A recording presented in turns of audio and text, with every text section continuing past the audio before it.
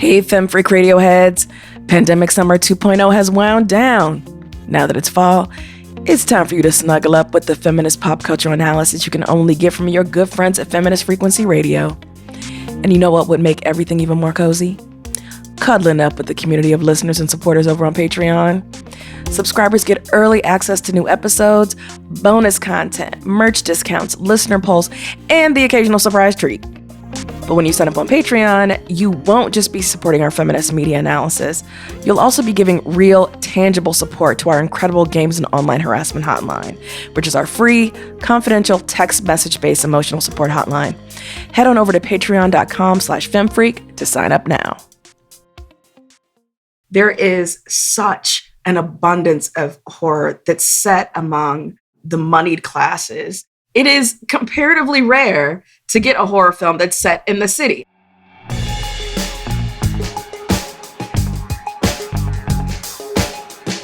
Welcome to Feminist Frequency Radio. This is the show that asks you to be critical of the media you love. I'm Anita Sarkeesian, and I'm joined today by a woman who tricked me into sneaking into a weird couple's house that aren't really a couple to steal their golden coins collection. Ebony Adams. What's up, losers? And joining us today to talk trash to vicious Rottweilers is writer, mental health advocate, game designer, and Feminist Frequency board member, Dave Proctor. Your mama sleeps with cats.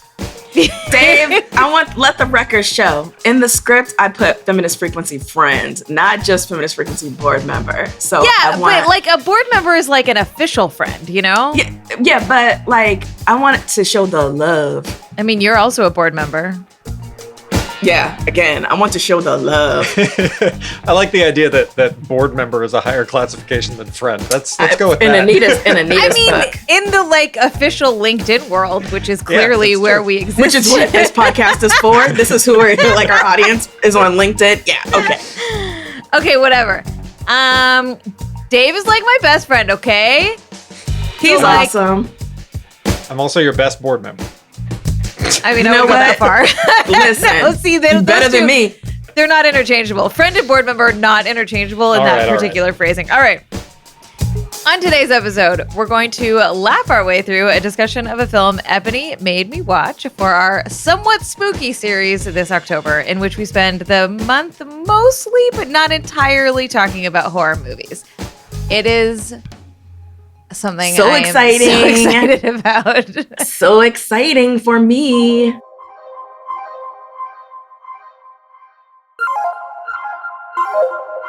right, everybody, we're back. How was everybody's break? Well, Dave, you had since you were on last, so since last Christmas, I guess. It's been a good 10 months. Yeah. How was your 10 months, Dave? My 10 months was good, and I actually just took a real, honest to goodness, actual break and vacation. So yeah, my break was really good. Hell yeah. And why did you take such a long break? Because my company launched our game, The Big Con, available on PC and Xbox One and Xbox Series X.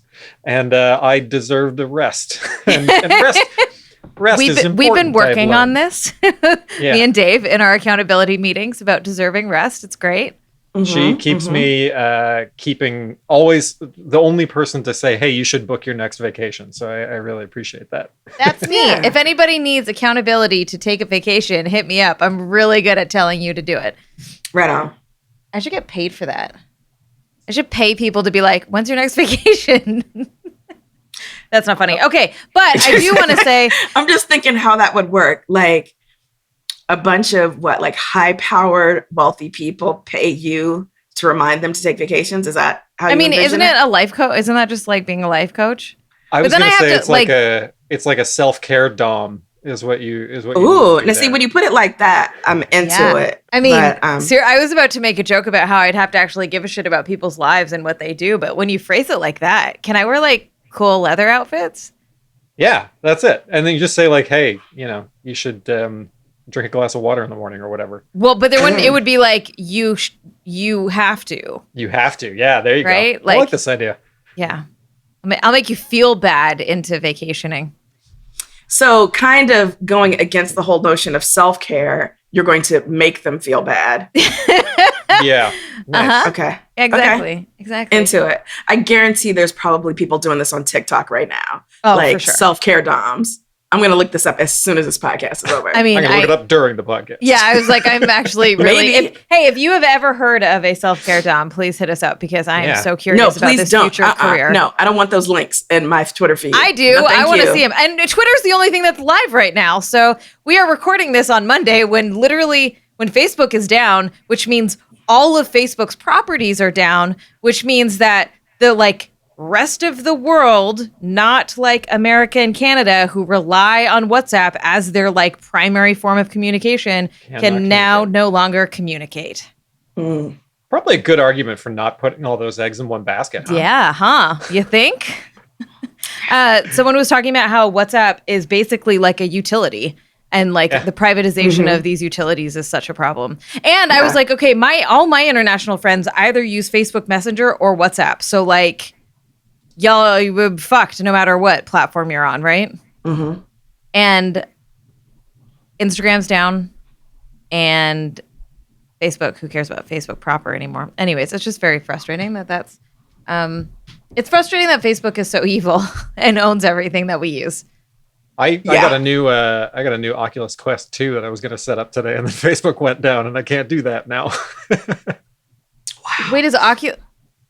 Oh my God, Facebook owns Oculus. I totally forgot. Oh yeah. They got it wow. all. My buddy made a joke that if I was wearing the headset when Facebook went down, I would have been stuck in the metaverse. Sure. I mean, we should do an episode on Tron. We have not done that, have we? I don't think we have. I thought we did. I don't know. If we did, it would have been Tron Legacy, right? And that movie can fucking shove itself up its own ass.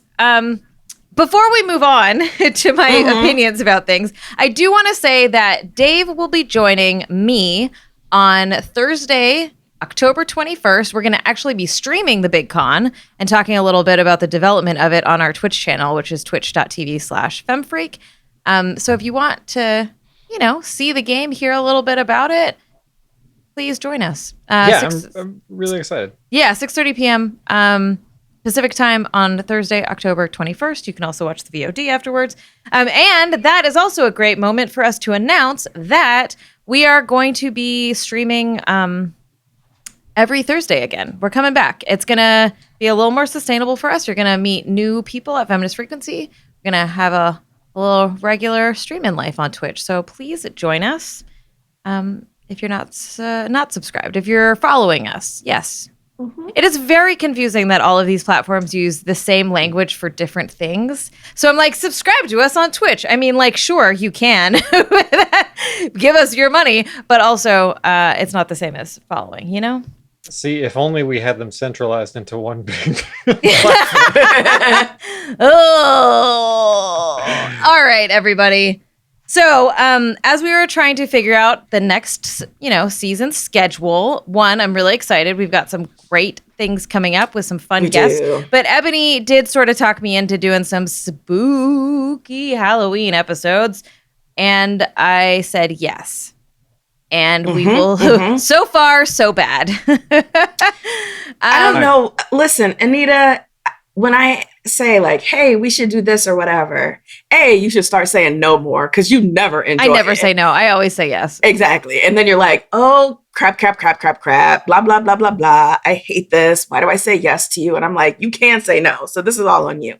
But also, if you are going to say yes, I think you need to go into it knowing whatever I'm suggesting is going to be ridiculous. I think you sometimes, most of the time, assume that I'm trying to give you quality entertainment options. I'm never trying to give you quality entertainment options. I mean, all of the quality entertainment 99% of the time telling you to watch something crazy. All of our quality entertainment left with Carolyn. So, you should be certainly we're not bringing the heat when it comes to the analysis. So if it were not for the guests, no pressure, Dave, people would be rioting in the streets because we have nothing good or substantive to say. I said yes because I feel like I would like to learn more about horror, but very limitedly. So this is the kind of thing where I'm like, I gotta watch this movie for my podcast is the kind of energy that will get me watching these as opposed to spite will get you into it. Yeah. I was a little bit nervous about this one though because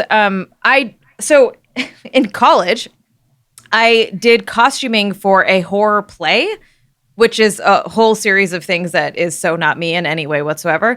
So I watched a bunch of horror movies to like be like, what is 80s horror? And one of those movies I watched was Nightmare on Elm Street, and that movie scared the living fucking daylights out of me. That's a scary movie. Including my roommate freaking me out during the movie, which is the meanest thing you can do to somebody. Oh, that's the best. So I was a little bit like, oh, fuck, Wes Craven. Like, I don't know if I can handle this. You know what? I handled this one just fine. Yeah, and to be, clear, people who think that I'm doing this just to torture Anita, I did tell her this will not be scary. This will be an easy horror movie to digest because it's not scary. I think it's a great dive in, especially if you're not a huge. I love these sort of I love horror a lot, and I love these sort of like Bridgepoint. Not the scariest horror movies, but something that's just kind of there. Maybe leans a little bit more into its schlockiness. We can dig into it in a second. This wasn't my favorite watch, but I think also, I was watching it now for the first time, not when I was like 12, which I think would have really stoked. Oh yeah, it would have hit that sweet spot. Yeah. Okay, well, let me introduce the movie real quick, and then we can dive into this. Yep. Horror comedy. The people under comedy. Come on, it wasn't that fun. Whatever. The people just because it wasn't funny to you doesn't mean that's what it was. It was trying to be funny. It was trying to be funny. Yeah. Yes, it was.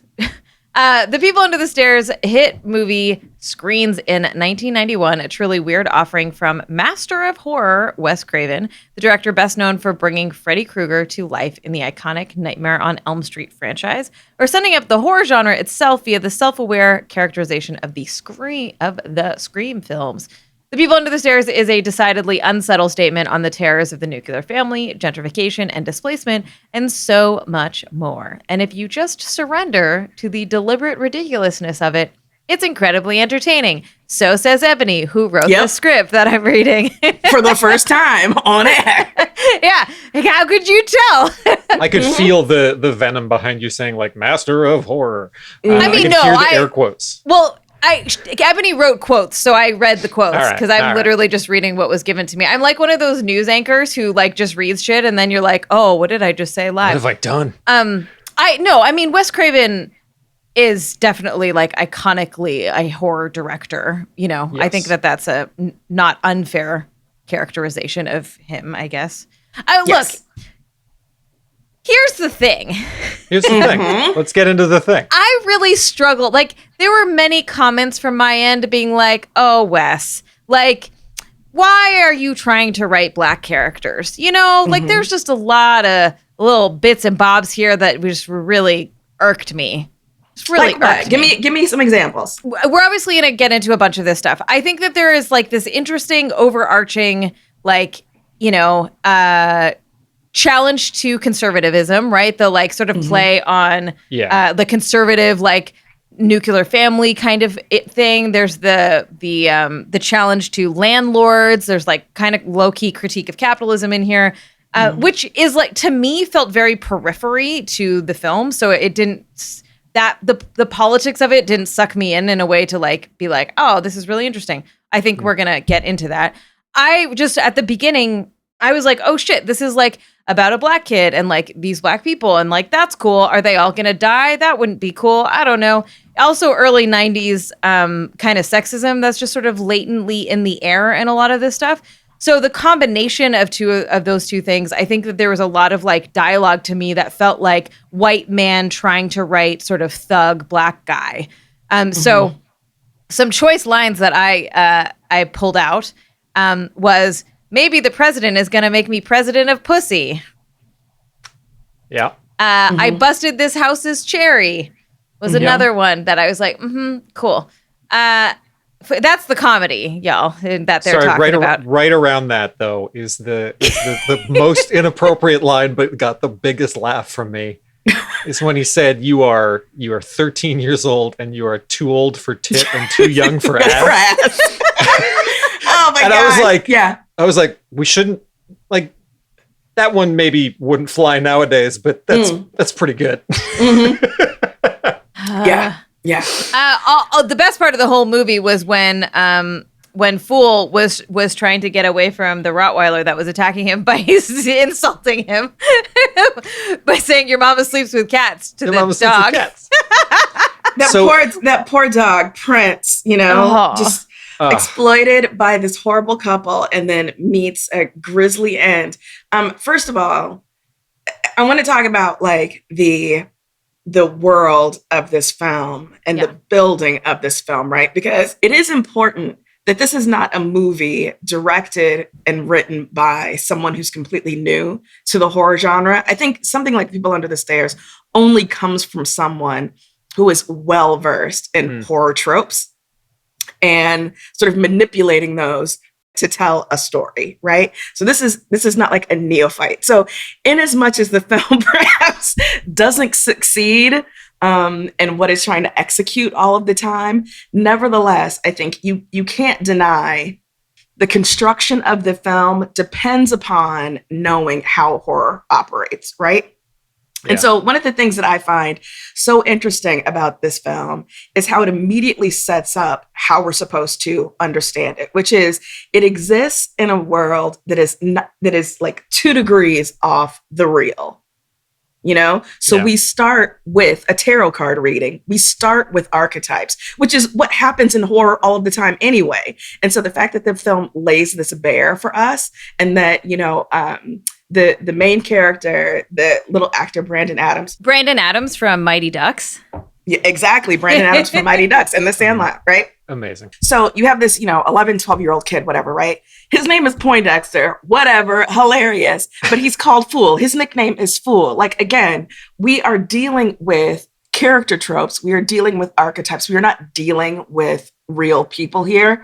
The two antagonists of the film are mother or mommy and daddy. They don't have other names that we know. The people under the stairs are not named, and so there's this very like sort of play aspect to everything, such that the exaggerated performances, which are fucking bonkers, but are bonkers in the way that I love, makes sense in the world of the movie. And I also think it's important, like mommy and daddy, those two actors are cast in this role because Wes Craven loved them so much in Twin Peaks, right? Which has that same sort of like 2 degrees off the real kind of world and 2 degrees off the real kind of performance. So you have like, Everett McGill as Big Ed, is that his name, from Twin Peaks? And then Mommy is the woman who played Nadine with the eye patch and stuff. And so you got to imagine watching this in 1991. And I know y'all are babies, so you were probably 3 years old when this movie came out. But I was a ripe 37 when this movie came out. And so I was like, yo, this is hitting all of the spots for me, because I know what Wes Craven is sort of playing with in that moment. It feels like a fun passion project, like it feels like, because it doesn't have the same level of polish, I think, that some of the other films that he's made does. And this was made for $6 million. Like, it was a very small budget. And so it feels like something that he and his team kind of had a lot of fun with.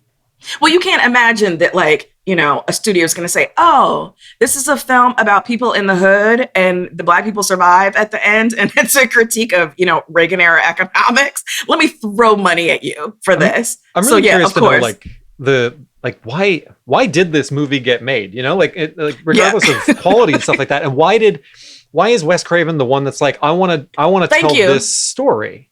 I read a little bit. But we know that Jordan Peele is doing a remake, right? Jordan Peele is doing a remake. Yeah. This is incredibly interesting. Yeah. Oh, yeah, that's cool. It's like that the gentrification conversation scene from Boys in the Hood, right? Mm-hmm. Where Lawrence Fishburne like walks you through in a very sort of matter-of-fact way about what's going on. And it was like Wes Craven watched that and been like, I'm going to take that and I'm going to put it into a slasher movie, but also like The Goonies. Right. And it's just, it seems like all these parts, they don't I'm also having trouble like judging it objectively, and you know, The Goonies specifically, I watched for the first time when I was like 30, and I was like, I don't like this. Yeah, and that's a weird watch to watch for the first time. It's a really weird movie to watch because it has this sort of very high key, campy, you know, schlocky, people bouncing off the walls energy to it. Mm-hmm. But I think if I was younger, would I take the politics as more holistic to it? Would I appreciate the sort of you know, as you said, the play aspects of it? Would I like that more? I don't know. Mm-hmm. I like it. It didn't 100% work for me, but it didn't 100% not work. And part of it was the fact that it is so off the wall, patched together, weird. Mm-hmm. It is such a weird movie. Yeah. So the couple things I read about it is that one, Wes, me and Wes, you know, we go way back. Your boy Wes. Yeah. He apparently he was inspired to write it when he read a news story about a couple who locked like 2 kids in their house or kidnapped them or something. And then the other thing that I thought was interesting, kind of going back to what we were talking about before, is that like there were apparently very few studio notes. So, you know, like you were like, who's going to fund this movie where like you were just saying takes place in black neighborhood and they all survive and they like the white people are bad, you know, like that's not a thing that's like really gets made in the 90s. And so like that, in addition to there being no studio notes, is really, I am very curious about like the backstories around the origins of this. And there's something, you know, you said the white people are bad. There was that refreshing part of it, right? Like, and like the black characters have like some stilted dialogue. Leroy, I think is like they're swinging way too hard at this tough guy masculinity thing. And yet Ving Rhames is so charming all the time that you almost let it happen, you know? Right? Everything he says is the most intense, but it's got this like this heartfelt thing underneath it that I can't get past. But the fact that it unflinchingly was like, no, these are the politics. The people are bad. I heard, you know, I was talking to a friend about this movie yesterday.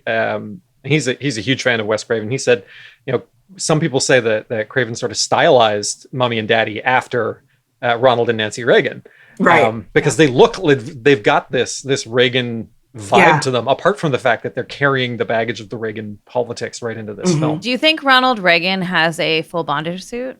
100%. Yeah, cool, absolutely. Cool. When that shit came out, I was like, what the fuck are we watching? What just happened?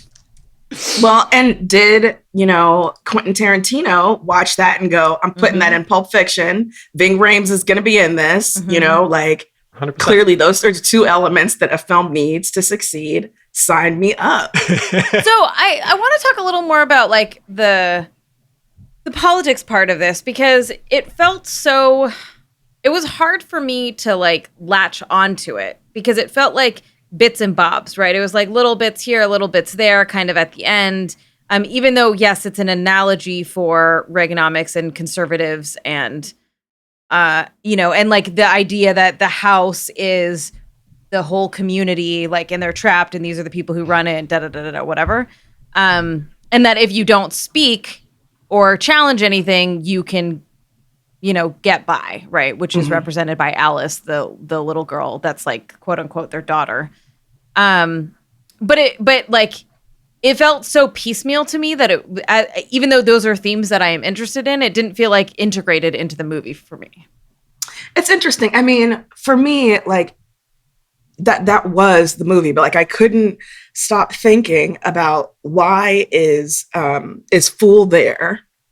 So I was continually reminded he is there because he is trying to, you know, survive, you know, try and get out. But he's there because he literally has no other option but to be there. His family is the last family in this tenement that is, you know, due for destruction because of these exploitative landlords, you know, and his version of the family that he comes from, which is a very loving family, is, you know, going to be displaced by this horrific, monstrous family. So I think, like, for me anyway, it wasn't that the politics were like skillfully, you know, like woven through the narrative, but they were ever present to me. Like, you know, I was consciously aware of a Fool being different from the fucked up family the Robesons, you know? Yeah. And so for me, like the entire thing was about that kind of otherness and displacement. But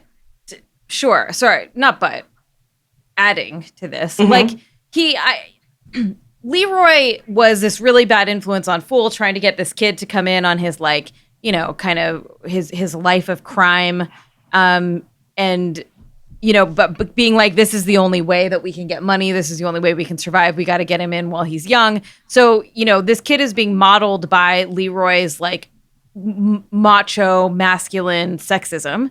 And then the kid gets stuck in the house, right? Like, it's not like he chose to go in there, and it's not like he, like, he has no agency or empowerment. He's just trying to survive, right?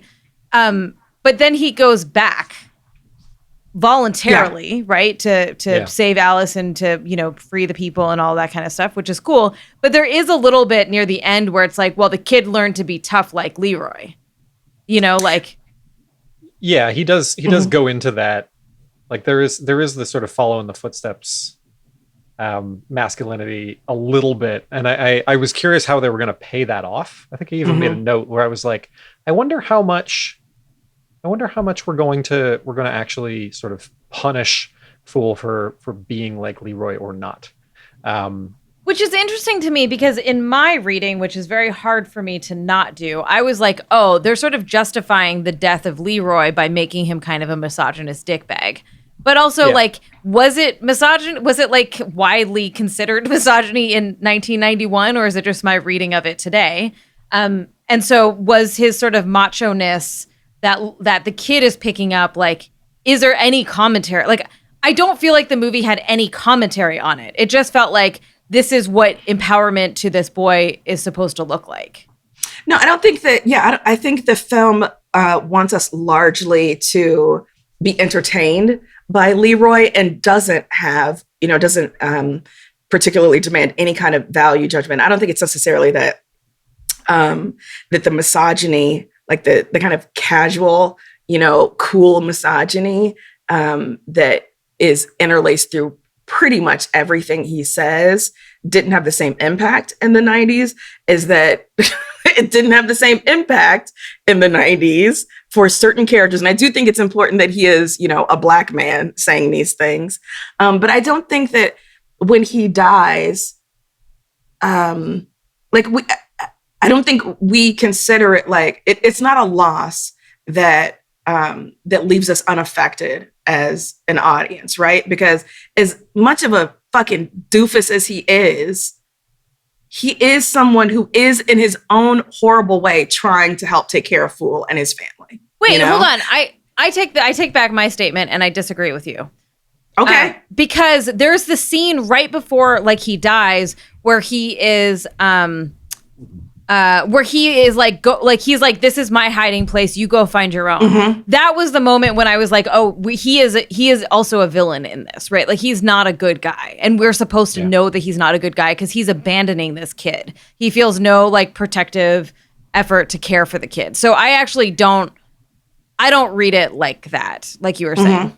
Yeah, I guess, you know, it is up until, for me as an audience member, it is up until that moment that I feel any sort of, like, reserve about Leroy as a character. And I mean, yeah, it's just, you know, audiences consume things differently, right? I think, you know, like, he dies because in the, you know, like, horror film economy, that's the way things go. Like, you steadily ratchet up. You know that's about to happen, right?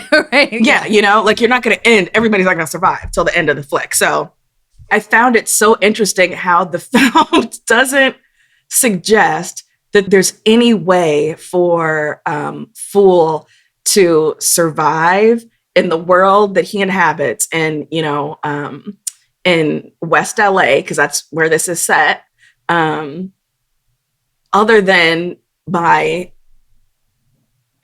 like, you can either engage in the kind of exploitation that the Robesons do, or, you know, you can live this sort of, like, you know, low-key criminal lifestyle or whatever. But there's no, like, oh, you know, if you just go to school and study hard, there are these ways out of the ghetto for you, out of the hood, and, you know, whatever. It's like, no, everything is fucked. There are no good choices if you're, you know, one of the underclass here. So you have to strike back in whatever way you can against the oppressors. And, you know, I appreciated that message.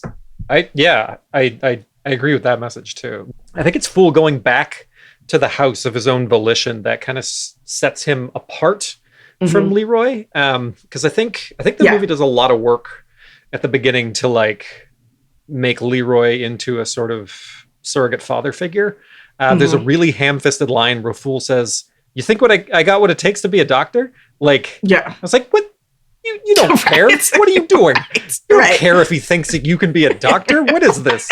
It's like the most ham-fisted like fatherhood graft ever. And then moments after that is when Leroy's like, "This is my spot, get your own," which means that we've sort of changed Leroy from a face to a heel, and now he's gonna die, right? But yeah, I think you're absolutely right. Like, I think there is no sort of middle ground for Fool, so he has to get by, but he does so by being, I mean, we could look at the one lens that's happening here, and he's definitely sort of being a man. The you know, if whatever that meant in 1981, but the tarot card reading said, you know, the fool gets the boy gets tried and just the boy part gets burned up and all that's left is the man, right? So like, we're obviously going to do that story, and this is him being a sort of, you know, he's taking things into his own hands. Like, there's, I don't think that's inescapable either. But whether he does that via, you know, being the Reagans or being a criminal, I don't think the movie cares.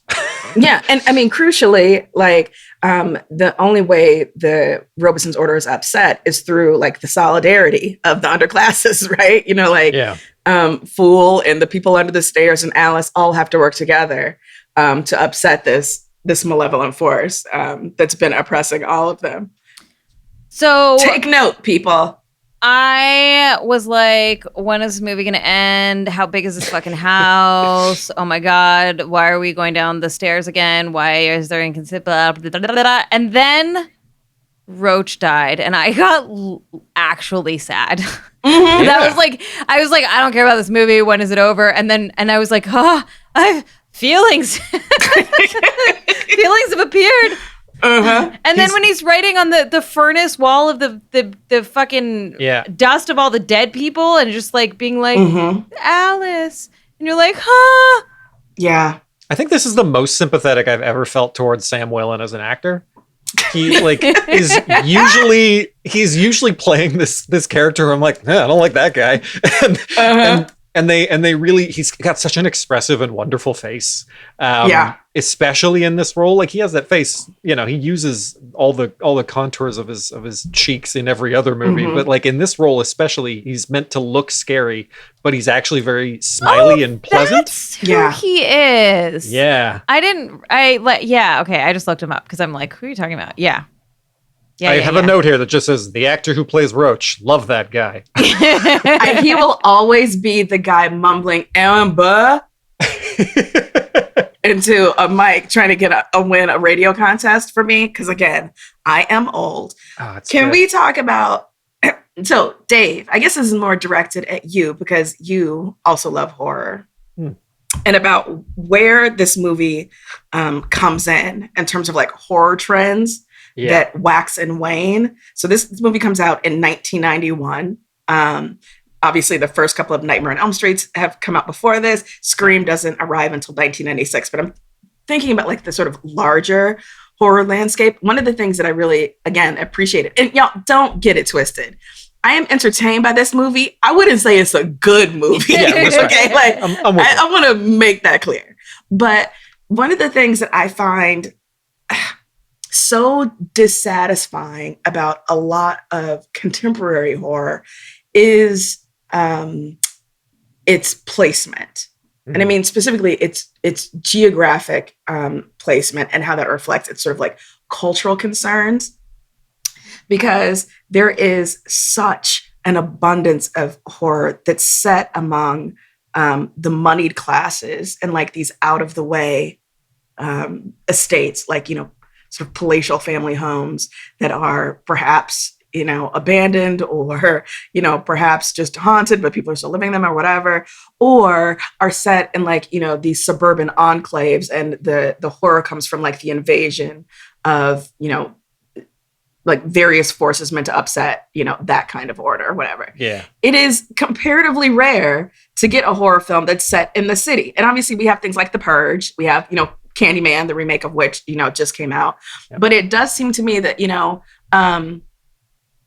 for a whole host of reasons, we don't often get horror that is concerned with the poor in this way on screens. I won't say the same is true for horror in other forms, in other media, but concerned with the poor and the plight of the poor. This kind of poor, not like rural poor, like The Hills Have Eyes kind of stuff. Yeah.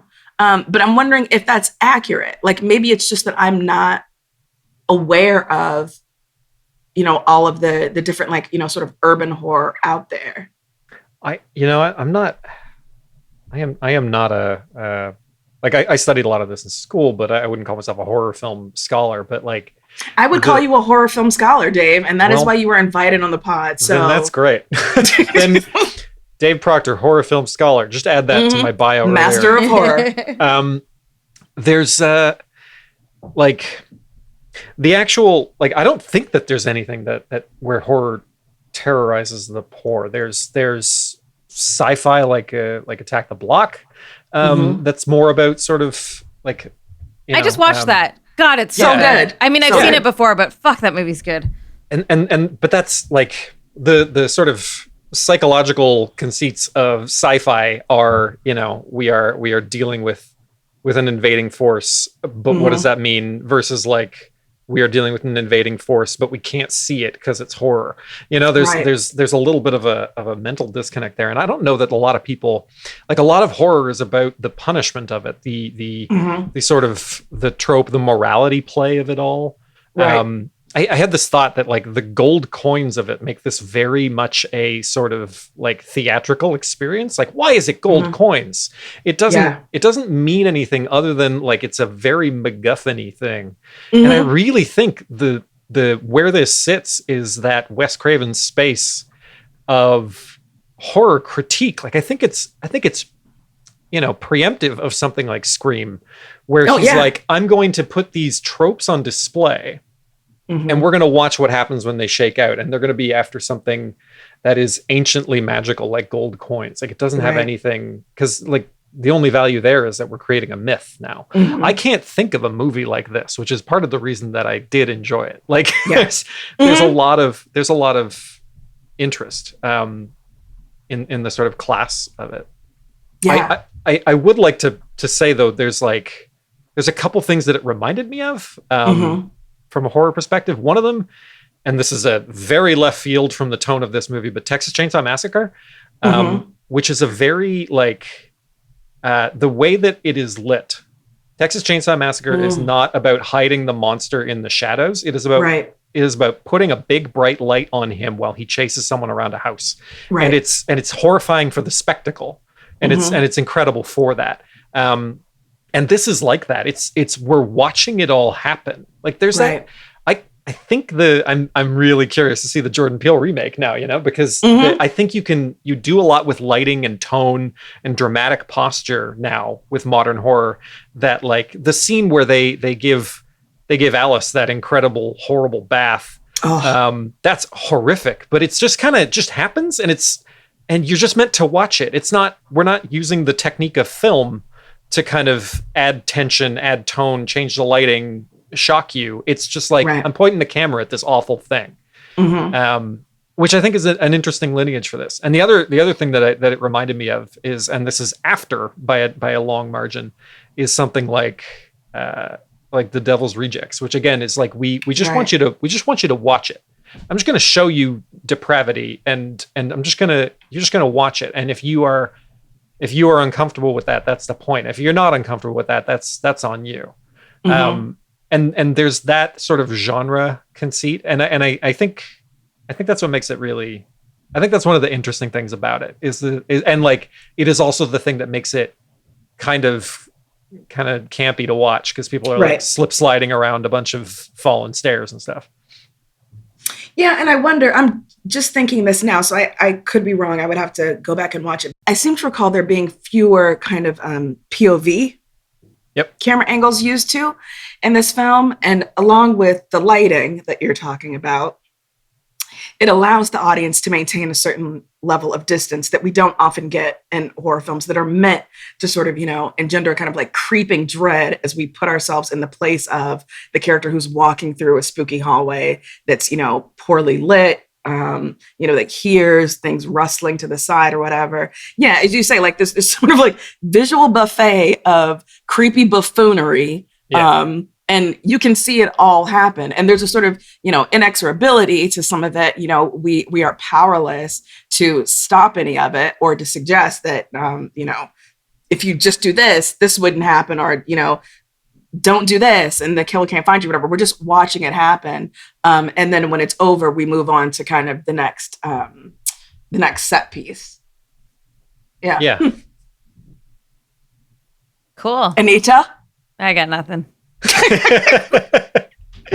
She's like, no, sir, didn't like it. I don't know horror very well.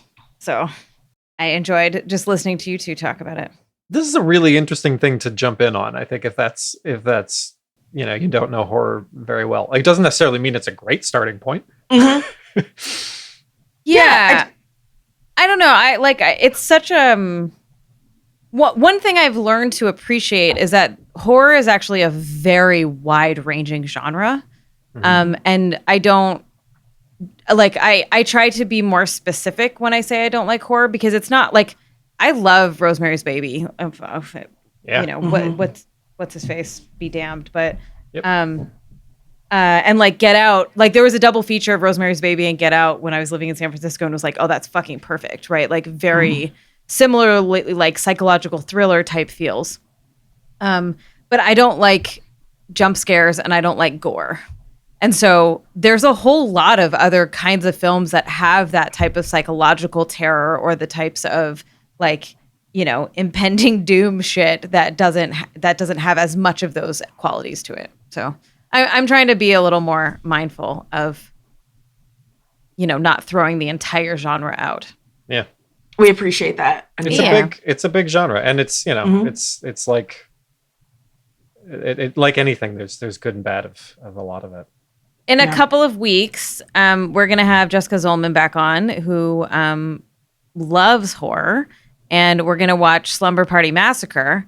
And I watched the trailer for that and was like, oh, fuck, no way. Why did I agree to this? So I feel like I keep saying yes. That one's going to be a bit of a problem for me. There's boobs in the trailer. Oh, man. Listen. That's how you know it's good. There was a period where like every film had to, from maybe 72 to 93, where I feel like you had to see some boobs in a trailer though. It was just, they were omnipresent, I mean, as they should be, but not in this way. Everywhere. They were everywhere. Interesting. Anyways, so yeah, y'all should go watch Slumber Party Massacre so that you can enjoy the fun. Mm-hmm. All right, shall we take a little quick break and do some freak outs? Sure. Sounds like a plan. We'll be right back.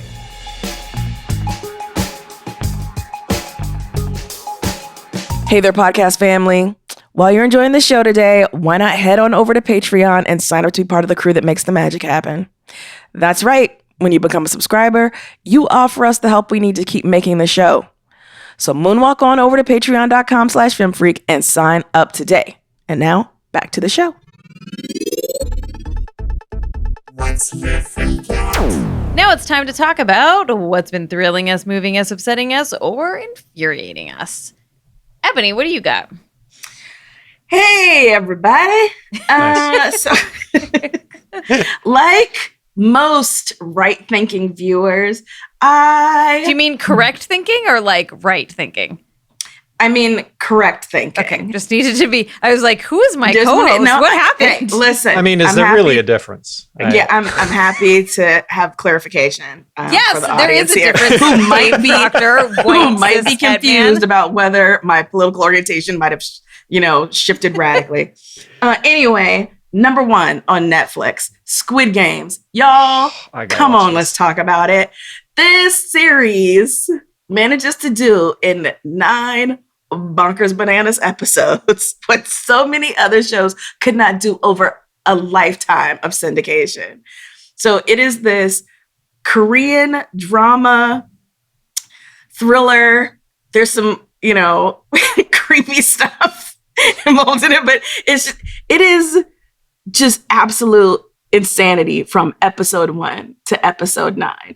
The, basic conceit, if you haven't heard of it by now, is that, again, it's a Korean drama. So hundreds of people whose personal debt has become overwhelming are offered the chance by this, shadowy group of not only eliminating their debt, but essentially getting a new start in life by making a tremendous amount of money if they're able to win these games, childhood games that they play against each other.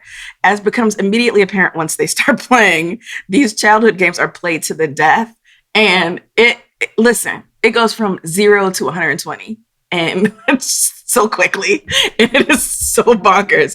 It is a fantastic, you want to talk about a critique of capitalism, the way that this series just sort of indicts everybody.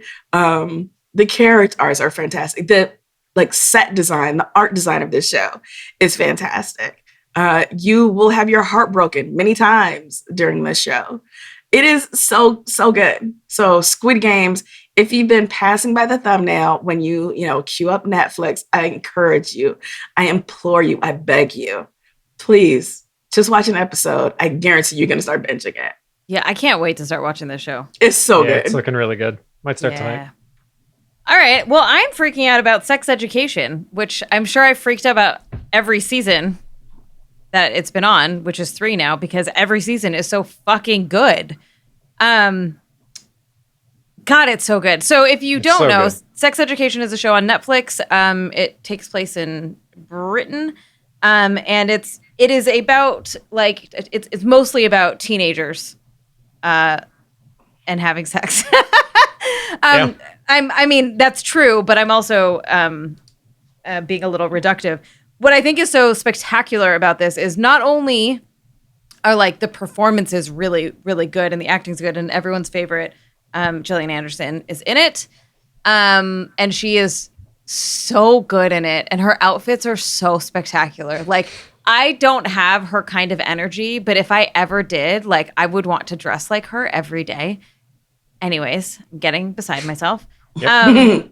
The thing that I think is so special about the show is that it deals really openly and honestly with sex and relationships, which is, it's not the most rare thing, but it's definitely we did not have this kind of shit growing up when we were kids, and watching these young people, deal with the struggles of social life, the struggles of media, the struggles of hormones, learning about sex and having their first encounters with it, and having it the tension between adults and whether they should be or shouldn't be, or what kinds of information they should have access to or shouldn't have access to, I think is really, really good. And it's deeply rooted in a lot of character development and relationship development.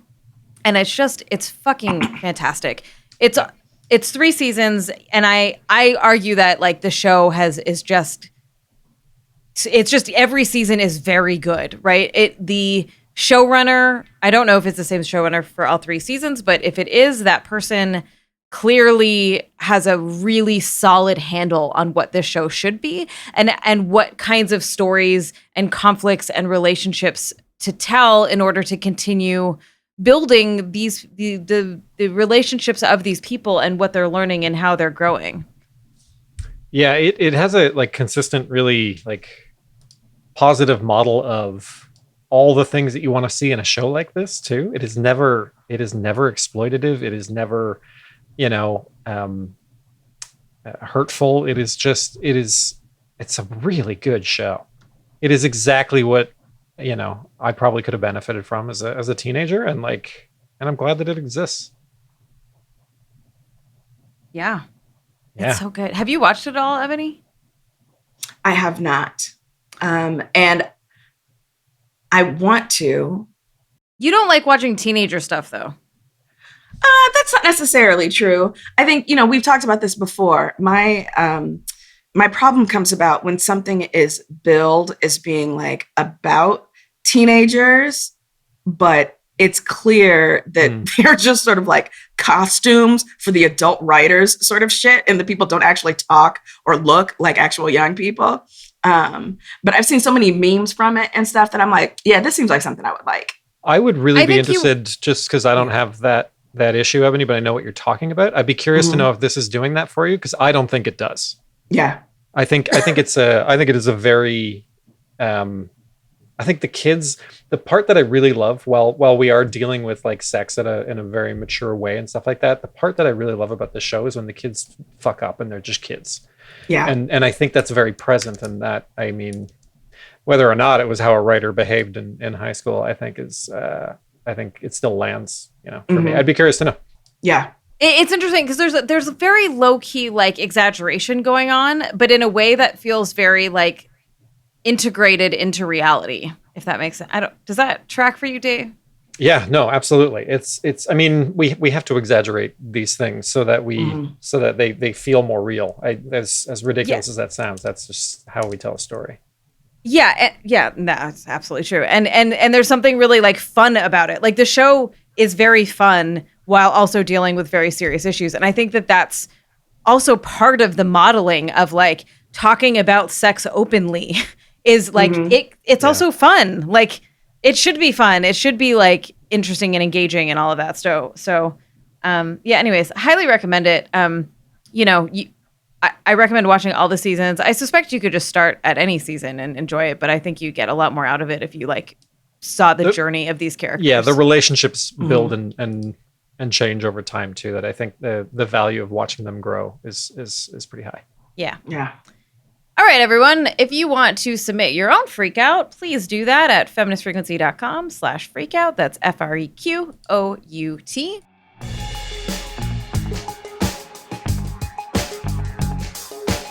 Dave, thanks so much for being our guest on Thank you so much for having me. Horror episode. I love it. If folks wanted to find out about you and your game and all of that fun stuff, where might they do that? Yeah, you can find me on Twitter at blank Dave, BLANK Dave, or and nowhere else because Facebook is down. Facebook is down. Yeah, you can't add me on Facebook right now. Or you can look up Mighty Yell on Twitter as well at Mighty Yell. That's MIGHTYYELL, and learn all about our game about being a teenage con artist in the 1990s. Yeah, go buy the Big Con. A little adventure game about there's a video store. He is a con artist kid. It's great. Who doesn't love heist games? This stream that we're going to do is going to be a lot of fun. It'll be so good. All right, everyone. Thanks so much for listening to Feminist Frequency Radio. We will be back next week talking about the latest James Bond movie. Which the true horror continues. No Time to Die. I was just told that movie is 3 hours, and now I feel like it's a lot of time to die. That didn't work, did it? God damn. Nah, it was good. I liked it. No, you know he did. It was terrible. All right. Make sure you tune in. Go watch the movie. I don't know. Our show is engineered by Rob Parra. Carrie Stimson provides techno support. Artwork by Jamie Varon. And our intro music is by Phil Circus. For those of you who have access to the bonus, it's going to be an extra special food episode. So, you might want to tune in. Thanks for listening. Bye. Bye.